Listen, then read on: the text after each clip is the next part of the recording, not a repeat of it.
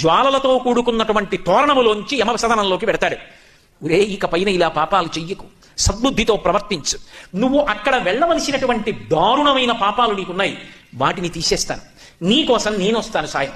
ఇక్కడ నా ఆలయం ముందే జ్వాలాతోరణం జరుగుతుంది, అక్కడ ఏ మంటల తోరణం కింద, చిచ్చు తోరణం కింద నుంచి వెళ్ళాలో అక్కడ నేను నీకు సాయం వస్తాను. దా, నేను ముందు పెడతాను, నువ్వు నా వెంటరా. ఇక్కడే జ్వాలాతోరణం కింద నుంచి వెళ్ళొచ్చావు కనుక ఇక అక్కడ వెళ్ళవలసిన అవసరం తీసేశాను కదా అని మళ్ళీ వచ్చే ఏడాది కూడా వద్దామని పాపాలు మొదలుపెట్టకు. బుద్ధి మార్చుకుని, నేను ఇంత నీకు అనుగ్రహించాను కాబట్టి నా అనుగ్రహాన్ని గుర్తు పెట్టుకుని ప్రేమతో నేను చెప్పినట్టు బ్రతుకు. ఇక పైన ఆ మార్పు తెచ్చుకుని జ్వాలాతోరణం కింద పరమశివుడితో కలిసి వెళ్ళొచ్చిన వాడు ఎవరుంటాడో వాడు యమసదనంలో చిచ్చు తోరణం కింద నుంచి వెళ్ళవలసిన అవసరం ఉండదు.